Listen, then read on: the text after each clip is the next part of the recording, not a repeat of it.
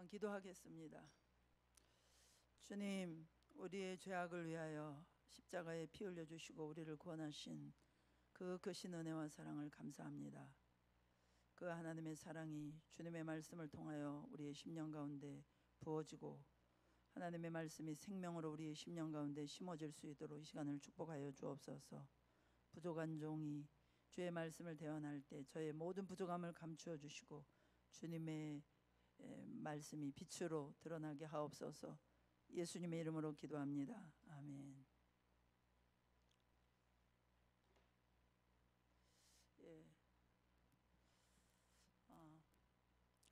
오늘 지난주에 이어서 사사기 말씀을 또 이렇게 함께 나누게 되었습니다.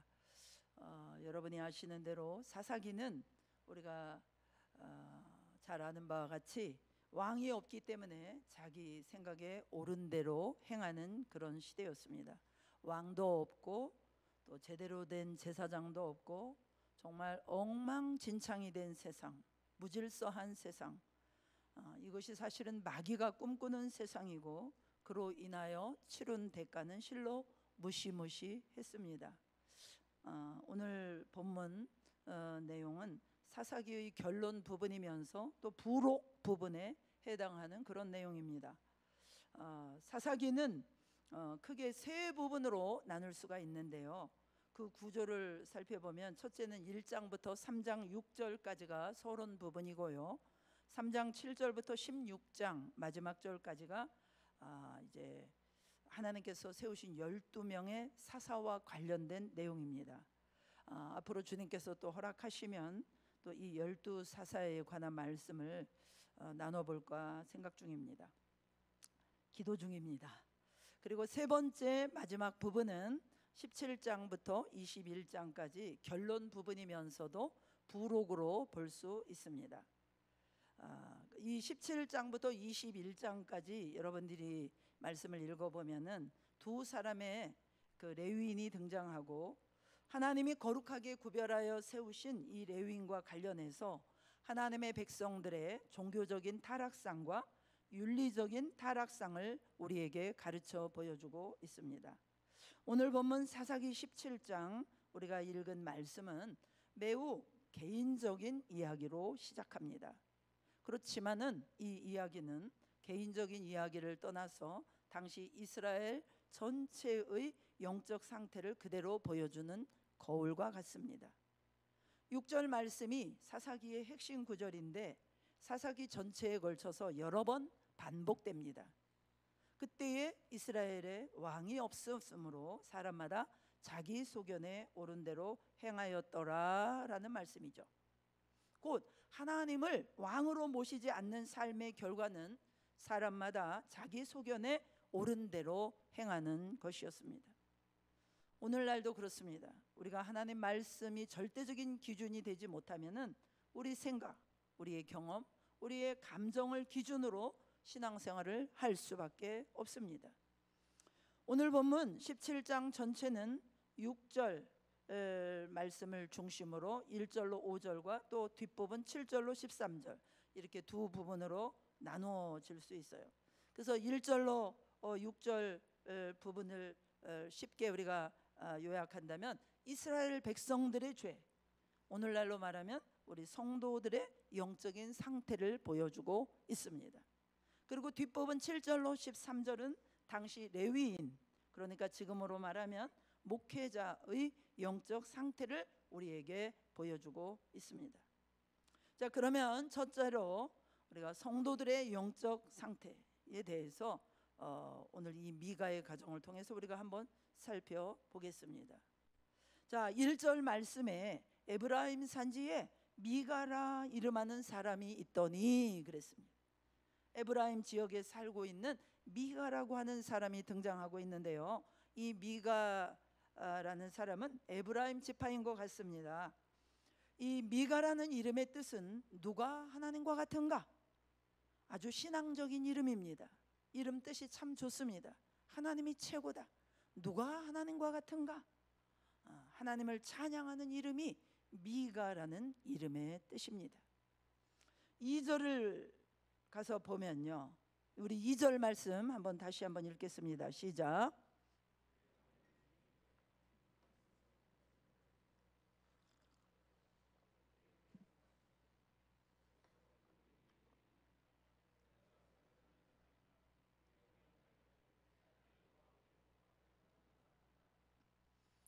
지금 이게 뭡니까?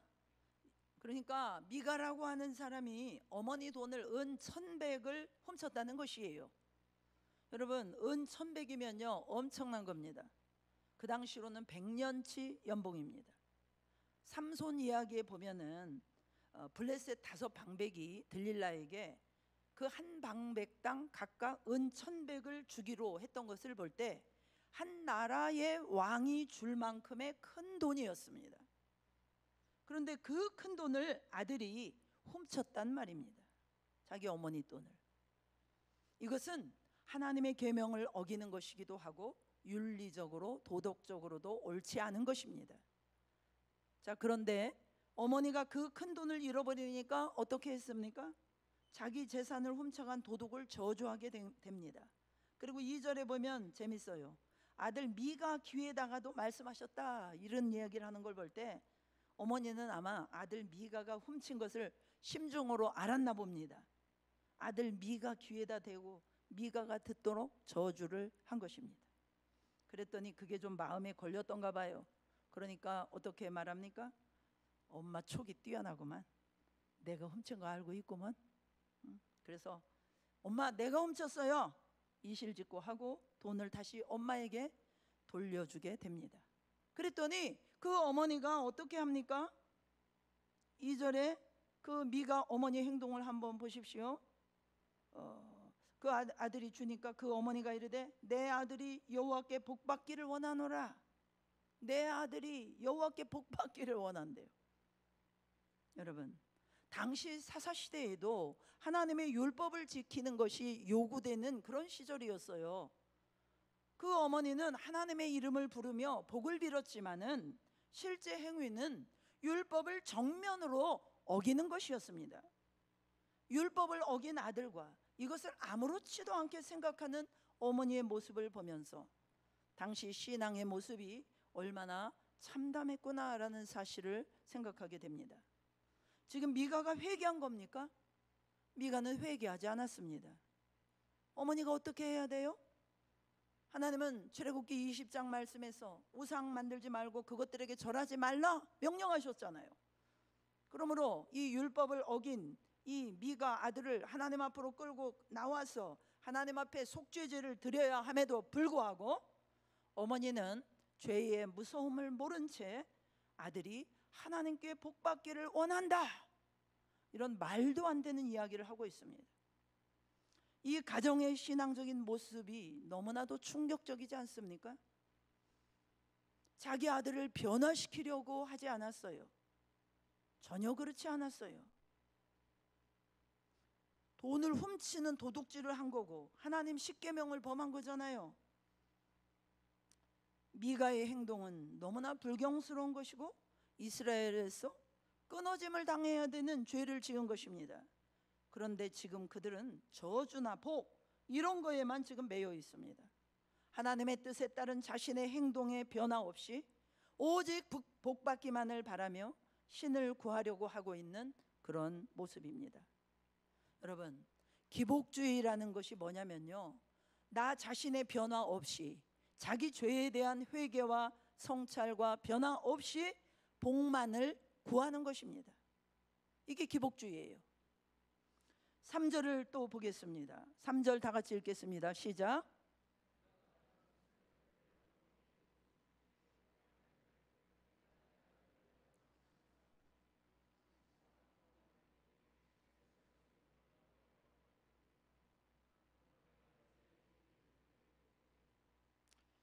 미가가 은 1,100을 그 어머니에게 도로 주었습니다. 그랬더니 그 어머니가 어떻게 합니까?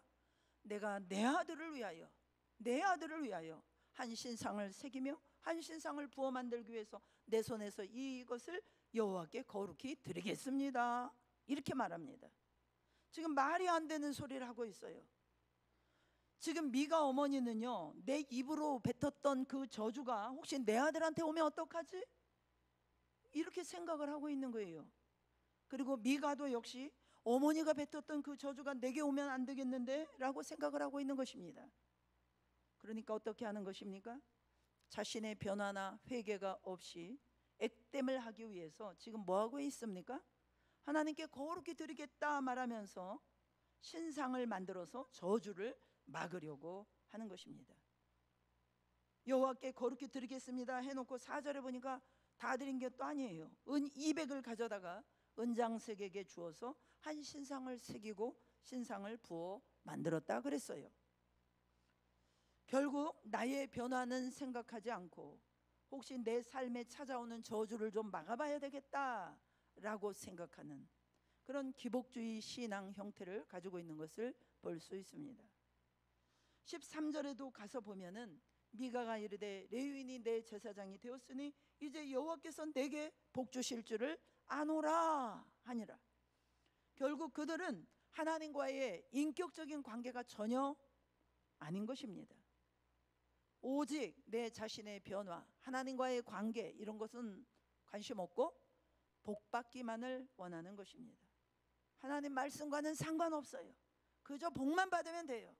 어떻게든지 복만 받으면 돼요. 여러분, 이것은요 거의 굿판 수준입니다. 무당들이 자기 집에다 신상을 세워놓고, 저도 고등학교 때 그 자취방 옆에 분이 무당이었어요.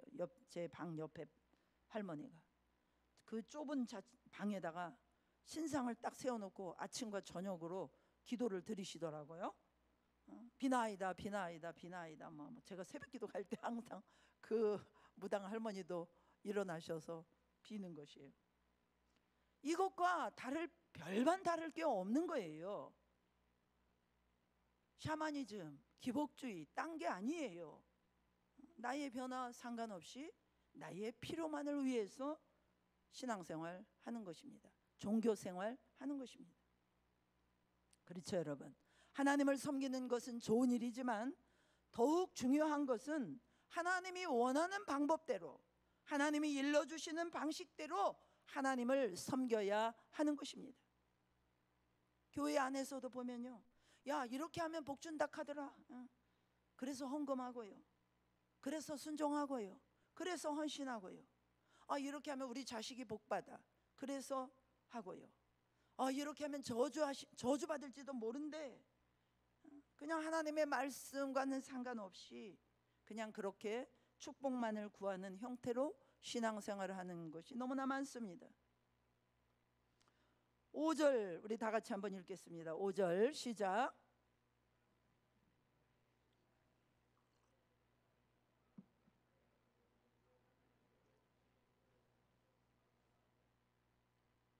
여기서 신당은 뭐 우상 숭배를 위해서 만들었다기보다는, 그러니까 우리 말로 말하면은 예배 처소, 뭐 기도 공간 정도를 집에다 만들어 놓았던 것 같습니다. 그런데 문제는 그 신당을 만들어 놓고 또 무엇과 무엇을 만들었다고 그래요? 에봇과 드라빔. 여러분, 에봇은 무엇입니까? 출애굽기 말씀에 보면은 거룩한 대제사장이 하나님의 말씀을 수행할 때, 예배할 때 입는 옷이 에봇입니다. 드라빔은 무엇입니까? 이게 긴지 아닌지를 점치는 게 드라빔이에요. 그래서 에봇과 드라빔을 만들어 놓고 제사장 아론의 직계자손도 아닌 자기 아들 중에서 한 사람을 제사장으로 세워놨대요. 에봇을 입은 대제사장이 가장 많이 하는 것은 예배를 집전하는 거고요. 그리고 율법에 따라서 하나님의 말씀을 가르쳐서 하나님 백성들이 하나님 뜻이 무엇인지를 알게 하고 구원의 길이 무엇인지를 하나님 말씀을 가르쳐주고, 그래서 하나님 백성으로서 어떻게 살아야 되는지에 대해서 원리를 가르쳐주는 것이 에봇 입은 대제사장의 역할입니다. 그런데 그 에봇을 입혀놓고 그 다음에 무엇을 들려주었습니까? 드라빔. 이 드라빔은 점치는 거예요. 점을 뭘 치겠습니까? 나의 내일을 알고 싶은 거예요. 야, 이쪽으로 가면 사업이 성공할까요? 이렇게 하면 우리 자녀가 좋은 사람 만날까요? 저 사람이 좋은 사람입니까? 뭡니까? 정말 요즘에 믿는 사람들이라 할지라도 그렇게 점치러 가는 사람들이 많다 하더만요. 이런 것들을 나의 내일, 나의 미래를 알고 싶은 거예요. 여러분, 하나님은 우리에게 구원의 길과 거룩한 길, 사람으로서 마땅히 살아야 될 원리를 가르쳐 주기를 원하셔요. 각자의 삶 속에 있는 나의 내일은 하나님이 감춰두기를 원하십니다. 그래서 우리는 나의 내일을 알고 걸어가는 것이 아니라 나의 내일이 되어주시는 하나님과 함께 그분을 의지하면서 동행하는 것입니다. 할렐루야. 그래서 하나님은 너는 어떤 직장을 가라, 그걸 가르쳐주고 싶어 하진 않으세요. 너가 내일은 뭘 해야 된다, 여기에 투자하면 성공할 것이다, 주식을 여기다가 투자해라, 그러면 나중에 대박 날 것이다, 이런 것들에 대해서 가르쳐 주시는 것이 아니라 하나님의 일반적인 뜻, 이것을 하나님 앞에 순종하면서 걸어가고, 그래서 내일을 맞이하기를 하나님은 원하시는 것입니다. 그런데 지금 미가는 무엇을 알고 싶은 겁니까? 하나님이 내게 원하시는 그 하나님의 내용, 하나님의 뜻이 뭐냐, 이게 아니라 나의 내일과 나를 향해 가지고 있는 내용, 이거를 알고 싶어서 점을 치고 있는 것입니다. 많은 사람들이 기도할 때 하나님의 뜻을 구한다고 말은 하지만은 나의 내용, 나의 내일을 알고 싶은 것일 때가 참 많습니다. 하나님, 이렇게 하면 사업이 잘 될까요? 이거 하면 성공할까요? 이 길로 가면 실패하지 않을까요? 왜 자꾸 이런 것들만 구하는지 모르겠어요. 그러니까 미가는 자신의 변화는 생각하지 않고 늘 이렇게 복받기를 원하면서 신을 구하는 것입니다. 하나님과의 인격적인 관계가 없어요. 복과 저주, 저주를 액땜하고 어떻게든지 복을 불러오기 위해서 신앙생활하고 있는 모습입니다. 그리고 하나님의 뜻, 하나님이 가지고 계시는 그런 내용과 상관없이 나의 내일을 알고 싶어서 기복적으로 종교생활하는 것입니다. 그런데 여러분, 이것이 지금 이 시대의 백성들만의 모습이겠습니까? 우리들은 어떻습니까?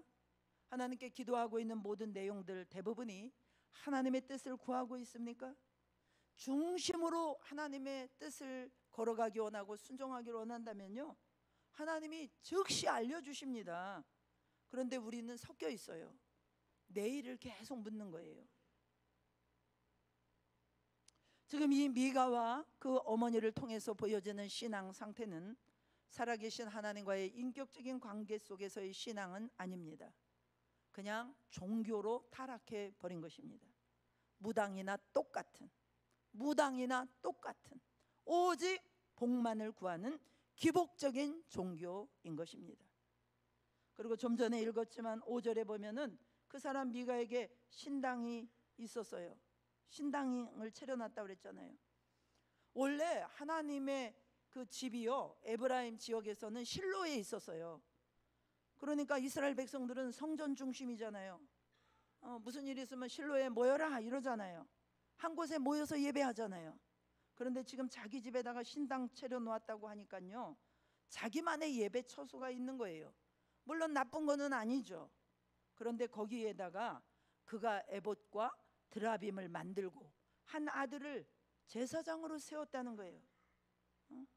그러니까 자기 예배 처소가 있고 그리고 자기 제사장이 있다는 게 무엇을 말하는 것이겠습니까? 하나님이 말씀하시는 대로 예배를 드리거나 하나님이 말씀하시는 대로 삶을 살거나 하나님의 뜻을 아는 것이 아니고 자기 생각대로 자기 방식대로 자기가 섬길 제사장을 세워놨다는 것입니다.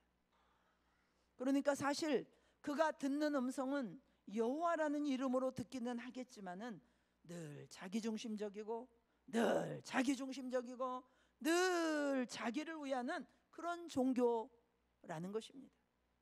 거기다가 나중에는 12절에 보면요, 그 레위인을 거룩하게 구별하며 그 청년이 미가의 제사장이 되어 그 집에 있었더라. 내 아들 중에서 이게 제사장을 삼으니까 좀 찝찝한 거야 뭔가. 그래서 레위인이 지나가는데 마침 잘 됐다 싶어가지고 여러분, 이 레위인이라고 다 제사장이 될 수 있는 것이 아닙니다. 오직 아론의 직계 자손만 제사장이 될 수 있어요. 그러니까 이 청년, 이 지금 미가의 집에 이르렀던 이 레위 청년은 제사장을 할 수 없는 레위인이에요. 그런데도 어쨌든 이 레위인이니까 제사장을 세운 거예요. 그러니까 지금 하나님의 이 백성들의 상태는요, 너무나 기복주의, 어떻게든지 복을 받자, 이런 마음으로 하나님을 섬기고 자기중심적으로 하나님 뜻과는 상관없이 자기를 위하여 신을 섬기는 이러한 종교적인 타락에 빠져 있는 것을 보여주는 것입니다. 7절부터는 이제 레위인의 상태, 즉 목회자의 영적인 상태를 보게 됩니다. 우리 7절 8절 우리 한번 같이 읽어보겠습니다. 시작.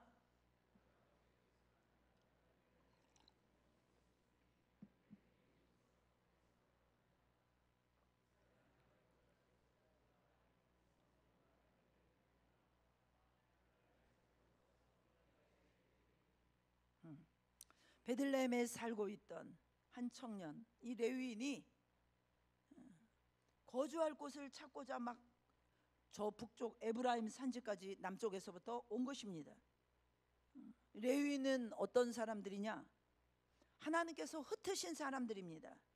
그들에게는 기업을 주지 않았지요. 레위 지파에게는 48개의 성읍을 하나님께서 지정해 주셨어요.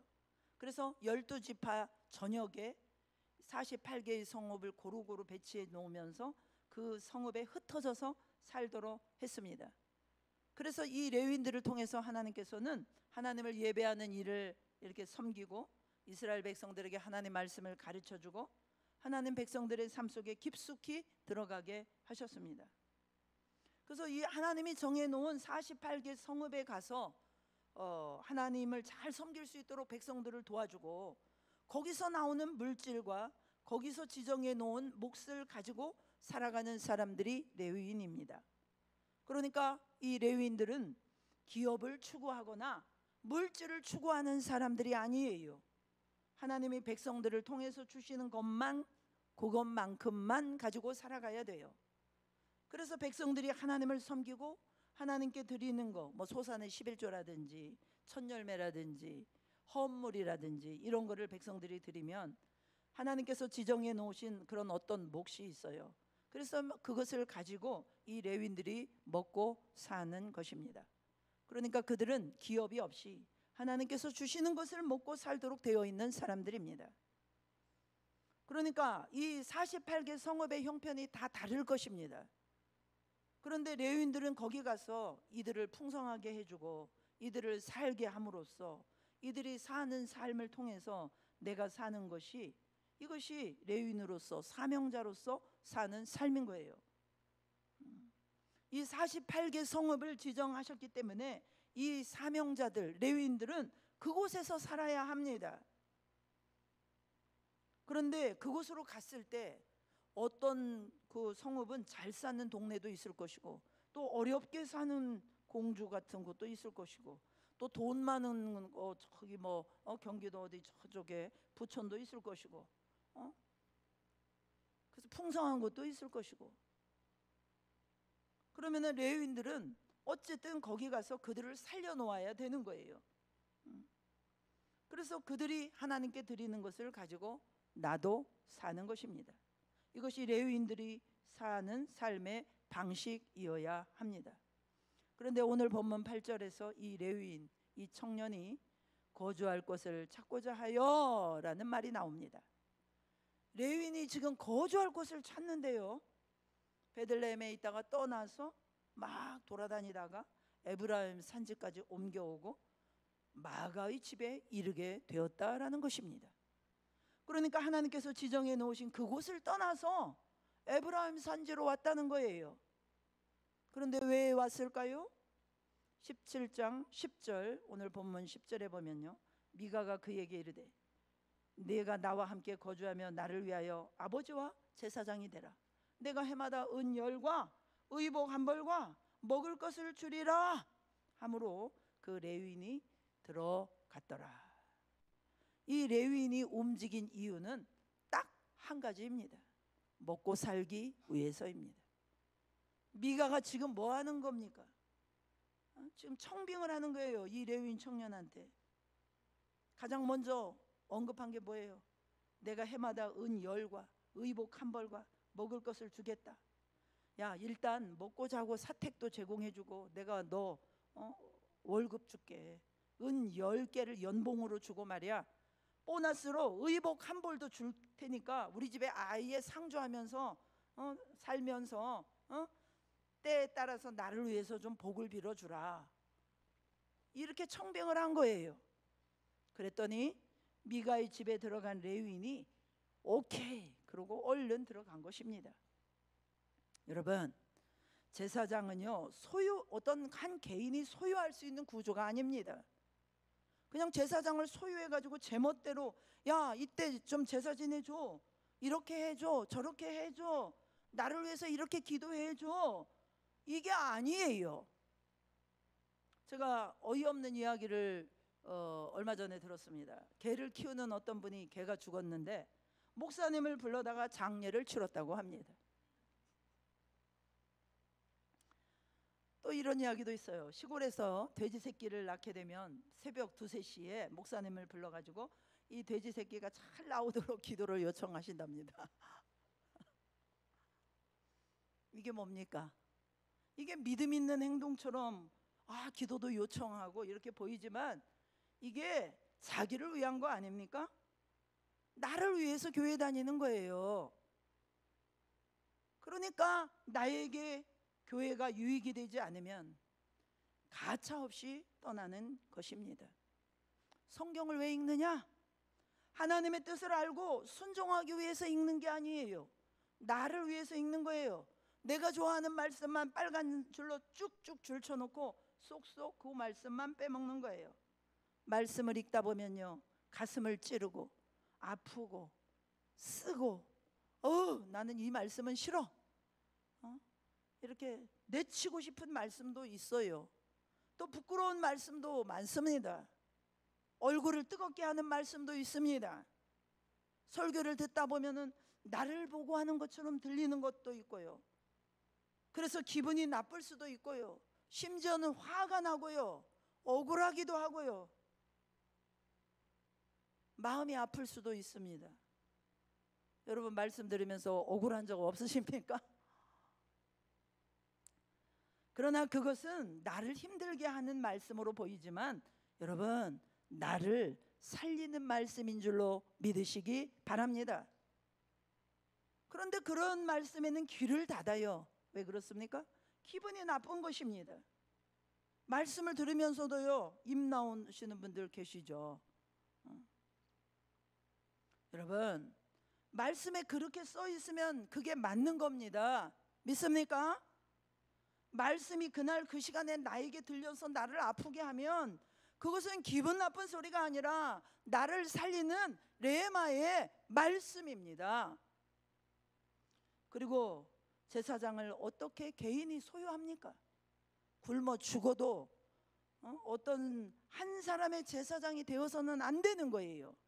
그만두었으면 뒀지, 목회를 그만두었으면 뒀지, 어떻게 한 집에 들어가서 그 사람을 위한 제사장이 되느냐 이 말입니다.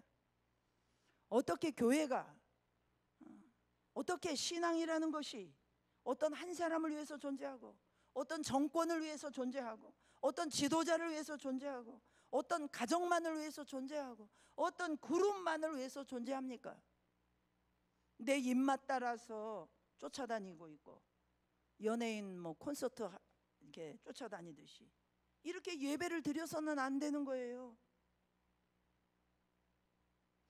제가 넘어가겠습니다.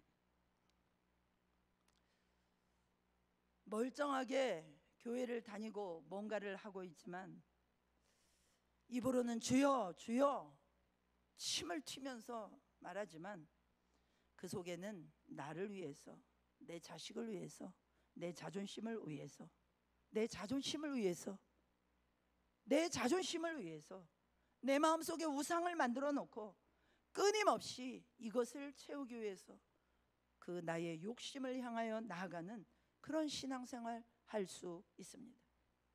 그러면 어떻게 됩니까? 천국에 가면요 정말 반드시 다 드러나는 것입니다. 가지도 못하겠지만 이 땅에서부터 이제 시간이 지나면 다 드러나게 돼 있어요. 1년 지나면 드러나고 10년 지나면 드러나고 아무튼 드러나게 돼 있습니다. 다 드러나게 돼 있습니다. 드러나는 것이 또 우리가 회개할 수 있는 기회를 얻으니 하나님의 은총인 줄로 믿으시기 바랍니다. 아멘을 안 하시네요. 그러니까 이 레위 사람 청년은요 이 베들레헴에서 자기 삶이 좀 탐탁지 않았는가 봅니다. 그래서 에브라임으로 옮겨왔던 이유도 하나님의 거룩한 사명을 위해서가 아니라 먹고 살기 위해서였던 것입니다. 여러분, 레위는 어떤 사람입니까? 하나님을 섬기고, 아까도 말씀드렸지만 하나님 말씀을 수종 듣는 자, 말씀을 위하여 있는 자, 이것이 바로 레위인입니다. 율법이 레위인 손에 들려져 있었어요. 그래서 레위인들은 하나님 백성들에게 말씀을 가르치고 말씀을 자기 삶으로 살아내서 그것을 보여주는 자, 이 사람이 레위인이었어요. 그런데 그가 미가를 위하여는 그런 제사장이 되어가지고 한 가정, 한 사람을 수종들기 시작하는 것입니다. 그러니까 그의 모든 말들은 하나님으로부터 왔다기보다는 미가의 상태를 보고서, 미가 얼굴이 펴졌으면은 이렇게 뭡니까 줄다리기 하면서 미가 상태만을 보면서 평안을 빌어주었을 것이고 위로를 해주었을 것입니다. 아마 쓴소리는 못했을 것입니다. 그러니까 이제 이 레위 청년의 사명은 사람을 섬기는 직업이 되어버린 거예요. 직업적으로 그냥 서비스하는 사람이 되어버린 것입니다. 거기다가 11절을 우리가 보겠습니다. 11절 다 같이 읽어보시겠습니다. 시작.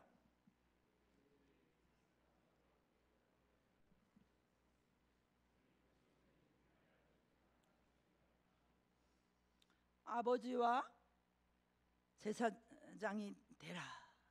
아버지와 제사장이 되라. 그랬더니 미가의 아들 중 하나같이 되었다. 그러니까 이 목회자들이 결국 뭐 하는 겁니까? 이게 말씀을 수종드는 게 아니고 부패한 마음을 가지고 있는 사람들에게 서비스를 제공하고, 그 아들이 되었으니까 그냥 그 권위 밑에서 사람들 눈치 밑에서 벌벌 떠는 거예요. 벌벌 떠는 거예요. 그렇습니다, 여러분. 하나님 말씀을 선포한다는 것이 쉬운 것이 아닙니다. 왜냐하면요, 하나님의 말씀이 영적으로 깨어있는 시대에는 축복의 말씀이 많이 선포되지만요, 마음이 강팍하고 말씀에 불순종하는 시대를 살아갈 때는요, 하나님의 대부분의 말씀이요 계속 찌르는 말씀, 심판과 회개의 말씀, 이런 말씀들이에요. 그러니까 그때는, 이런 시대에는 목회자들이 대부분 선지자의 역할을 감당을 하게 되는 것입니다. 그래서 선지자들은 하나님의 말씀 전하다가 돌 맞아 죽기도 하고 순교를 했어요. 성경에 직접적으로 죽음의 내용에 대해서 기록이 나와 있지는 않지만요, 유대교 탈무드나 외경, 그 이사야의 성천서 이런 문헌에 보면요, 이사야 선지자 여러분 잘 아시죠? 유다 왕 므낫세의 명령으로 말미암아 나무 톱에 의해서 산채로 켜졌습니다. 하나님 말씀을 전하다가 미움을 사서 톱으로 켜져서 순교한 것입니다. 왜냐? 왜 그랬을까요? 좋은 말을 안 했으니까 그랬죠. 근데 그 말이 틀린 말은 아니었거든요. 하나님 말씀이었거든요. 여러분, 하나님이 언제나 축복의 말씀만 주시는 것은 아닙니다. 그런데 오늘 본문에서 이 레위 청년은 어떻게 지금 하고 있습니까? 이제 아들이 되어버렸기 때문에, 아들처럼, 그 집의 아들처럼 되어버렸기 때문에 이제는 그 집 사람들한테 거슬리는 말은 못하는 거예요.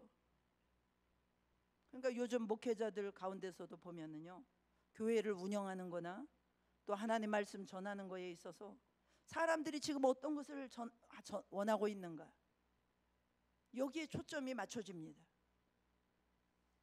그리고 죄를 지적하는 회개의 메시지나 바른 말을 하는 것이 아니라 잠잠하게 할 말을 안 하는 거예요. 못 하는 거예요.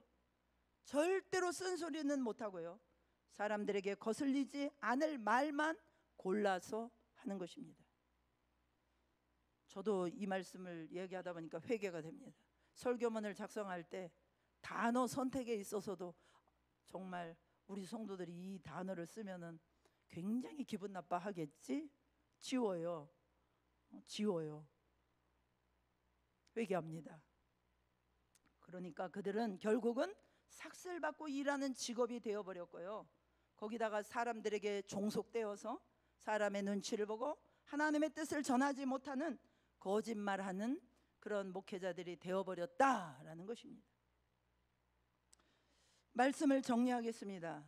6절 말씀, 이스라엘의 왕이 없으므로, 여러분 진짜 왕이 없는 것이 아니고 그들은 하나님을 주인으로 왕으로는 받아들이지 않았다는 뜻이에요. 그렇게 했더니 지금 그들의 영적인 상태가 어떻게 되었습니까? 완전히 깊은 타락 가운데 빠져버리게 되었습니다.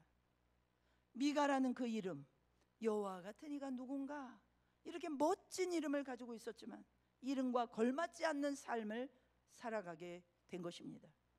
자기의 내면의 변화, 삶의 변화는 힘쓰지 않고 오직 복과 저주만을 생각하고 자기를 위하여 신을 대하는 그런 삶을 산 것입니다. 또한 레위는 원래 하나님께 온전히 헌신된 자였지만은 현실적인 유익을 따라서 사명을 버리고 타협했습니다. 오늘날도 마찬가지입니다. 목회자와 성도들이 그저 편안함과 안정을 추구하다가 참 진리를 물리칠 수 있어요. 하나님은 진리를 지키는 자를 통해서 일하십니다. 다시 한번 말씀드립니다. 사사기의 비극은 무엇입니까? 하나님이 왕이 아니었기 때문입니다. 오늘 우리는 예수 그리스도를 통해서 하나님 나라 백성이 되었습니다. 우리의 삶의 왕은 누굽니까? 내가 주인인 삶은 결국 미가처럼, 미가의 가정처럼 주님과는 아무 관계없이 허상 위에 지어진 종교 생활하는 것에 불과합니다. 우리의 기준은 하나님의 말씀이어야 하고 살아계신 하나님을 믿음으로 인격적으로 순종하는 것이어야 됩니다. 내 뜻과 자기 소견, 내가 좋고 내가 나쁘고 나에게 이익이 되고 내가 힘들고 내가 기분이 좋고 이것이 아니라 말씀이 그러한가? 누가 한다고 쫓아다니는 게 아니고 이쪽이 숫자가 많다라고 이쪽이 대사라고 그쪽을 쫓아가는 것도 아니고 하나님 말씀이 이러니까 그래서 그 길로 가는 것입니다. 이것이 천국으로 가는 길인 줄로 믿으시기 바랍니다. 하나님이 왕 되시고 말씀이 기준이 되며 성령이 인도하시는 그런 삶을 살 때 우리는 이 혼탁함과 타락이 아닌 참된 은혜와 질서 속에서 축복 가운데 살아갈 수가 있는 것입니다. 오늘 이 아침에 우리 미가의 가정을 보면서 우리 신앙생활은 어떤가 저와 여러분이 돌아볼 수 있기를 바랍니다. 정말로 이 은천개로 은신상을 만들어서 제사장 집에 두는 이 일은 참으로 훗날에 엄청난 비극을 가져옵니다. 훗날에 이스라엘 백성들 모두가 우상 숭배하게 만드는 단초를 제공하게 됩니다. 그래서 이 모든 일들이 막 창세기 사사기 18장에 가보면은 엄청난 인간의 욕망과 야망과 욕심들이 나오고 그래서 멸망하게 되고 참 어려운 일들이 계속적으로 일어납니다. 여러분, 미가처럼 종교적인 열심은 있지만 말씀에 기초한 열심이 아니라 내 욕망을 이루기 위해서 하나님을 이용하거나 하나님을 조종하려는 신앙, 오직 복을 받기 위한 나를 위한 종교 생활은 아닙니까? 하나님 말씀 기준이 아니고 늘 내 판단, 내가 옳으면 옳고 내 욕심, 내 감정, 내 기준, 내 방식대로 신앙생활 하고 있지는 않습니까? 늘 말씀드리는 주제이기는 합니다만 오늘 다시 한번 이 말씀으로 우리 자신을 진단할 수 있기를 축복합니다. 나는 성도로서 이 거룩한 이름을 가졌지만 이렇게 미가와 같이 신앙생활하고 있지 않는지 돌아봐야 될 것입니다. 또 저는 레위인을 내 모습을 보면서 지금 나는 하나님이 전하라고 하시는 말씀을 전하고 있는가? 나는 지금 서비스를 하고 있는 사람은 아닌가? 나는 사람들 눈치나 살피고 사람에게 종속되어 있는 것은 아닌가? 저 역시 저 자신을 돌아보겠습니다. 오늘 이 시간에 우리가 또 찬양하면서 기도하면서 나가실 때 또 하나님께서 우리의 영을 깨우시고 우리 자신을 볼 수 있는 눈을 열어 주실 수 있기를 축복합니다.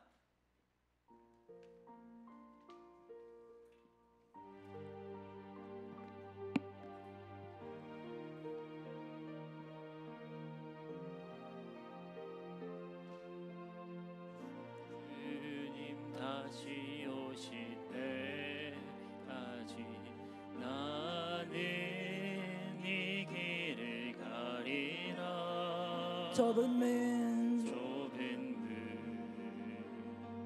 좁은 길 나의 십자가 지고 나의 가는 이 길 끝에서 나의 가는 이 길 끝에서 나는 주님을 보리라. 영광의 내 주님 나를 맞아주시리. 주님 다시 오실 때까지 다시 오실 때까지 나는 일어나 달려가리라. 주의 영광 온 땅 덮을 때 나는 일어나 노래하리. 내 사모하는 주님 온 세상 구주시라. 내 사모하는 주님 영광의 왕이 주님 다시 오실 때까지 나는 이 길을 가리라. 주님 다시 오실 때까지 나는 이 길을 가리라. 좁은 길 나의 십자가 지고 나의 가는 이 길 끝에서 나의 가는 이 길 끝에서 나는 주님을 보리라. 영광의 내 주님 나를 맞아주시리. 주님 다시 오실 때까지 나는 일어나 달려가리라. 주의 영광 온 땅 덮을 때 나는 일어나 노래하리. 내 사모하는 주님 온 세상 구주시라.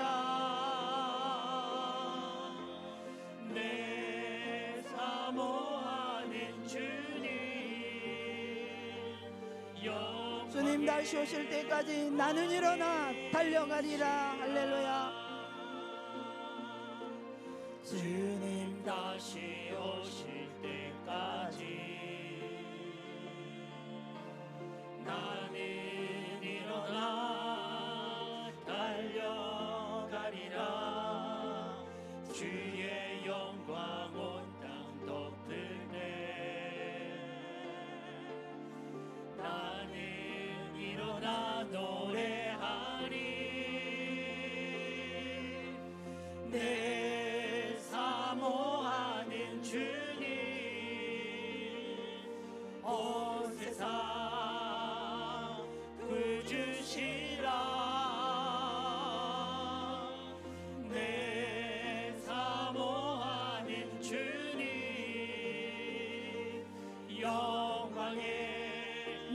사모하는 주님, 온 세상 구주시라.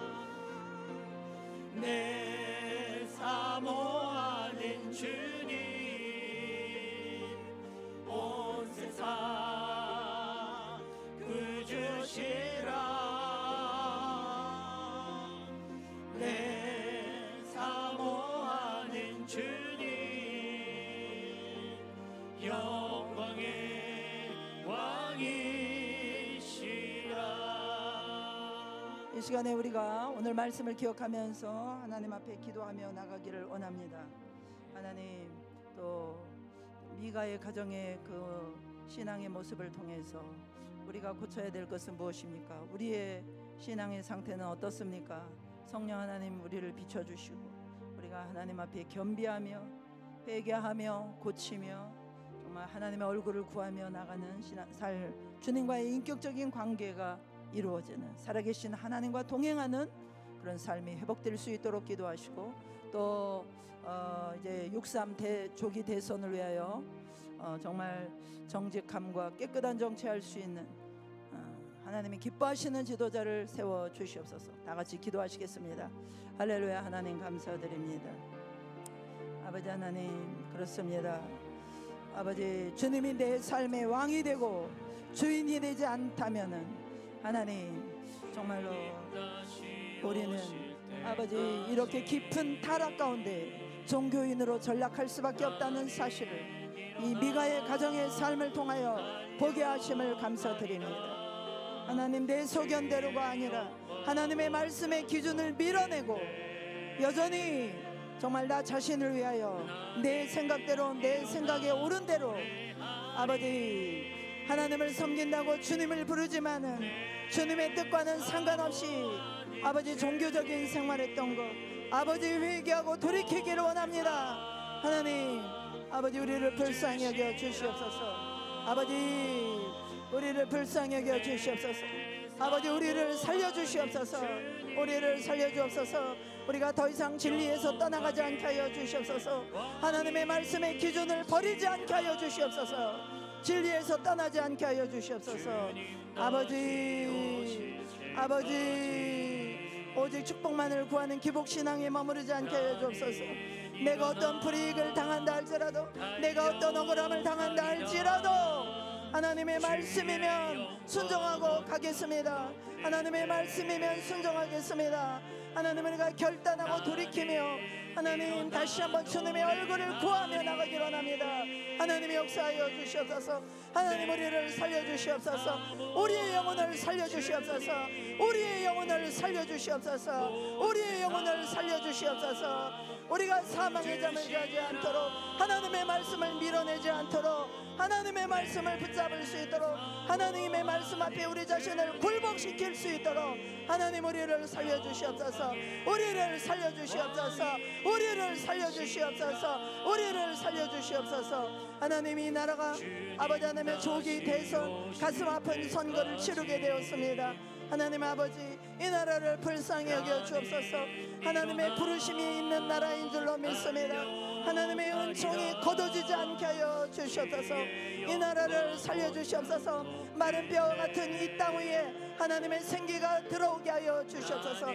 마른 뼈와 같은 이 땅 위에 하나님의 생기가 들어오게 하여 주시옵소서. 살아나는 역사가 일어날지어다. 대한민국 이 땅이 살아나는 역사가 일어날지어다. 정직하고 진실한 지도자를 세워 주시옵소서. 깨끗한 정치할 수 있는 지도자를 세워 주시옵소서. 하나님이 기뻐하시는 지도자를 세워 주시옵소서. 하나님이 기뻐하시는 지도자를 세워 주시옵소서. 하나님이 기뻐하시는 지도자를 세워 주시옵소서. 하나님이 기뻐하시는 지도자를 세워 주시옵소서. 그래서 한 번 더 우리에게 기회를 주셔서 이제는 사명을 감당하는 아버지 선교 한국으로 일어나게 하여 주시옵소서. 하나님의 사명을 감당하는 아버지 하나님의 나라로 일어나게 하여 주옵소서. 사명의 나라로 일어나게 하여 주시옵소서. 사명의 나라로 일어나게 하여 주시옵소서. 사명의 나라로 일어나게 하여 주시옵소서. 아버지 불쌍히 여겨 주옵소서. 이 나라를 불쌍히 여기시고 긍휼을 베풀어 주시옵소서. 이 나라를 다시 한번 용서하여 주시고 이 나라를 살려주옵소서. 주님만 바라보나이다. 환난 날에 나를 부르라. 내가 너를 건지겠다고 말씀하셨소. 주셨습니다. 환난 날에 나를 부르라 내가 너를 건지리라 말씀하셨습니다. 하나님 우리에게 다시 한번 기회를 주시고 우리를 살려주시옵소서. 우리를 살려주옵소서. 대한민국을 살려주시옵소서. 대한민국을 살려주시옵소서. 하나님 역사하여 주시옵소서. 하나님 아버지 다시 한번 기도합니다. 주님이 우리의 왕이 되어주시고 주님이 우리의 삶의 주인이 되어주시옵소서. 우리가 더 이상 우리의 생각에 옳은 대로 내 소견에 옳은 대로 행하지 않도록 하나님의 말씀을 기준 삼고 하나님의 말씀이 말씀하시면 그대로 순종하고 갈 수 있게 하옵소서. 주님의 말씀을 순종하는 삶에 내가 어떤 불이익을 당하고 어려움을 당할지라도 하나님 말씀을 포기하지 않게 하여 주시옵소서. 진리를 떠나지 않게 하여 주시옵소서. 예수 그리스도의 이름으로 기도드립니다.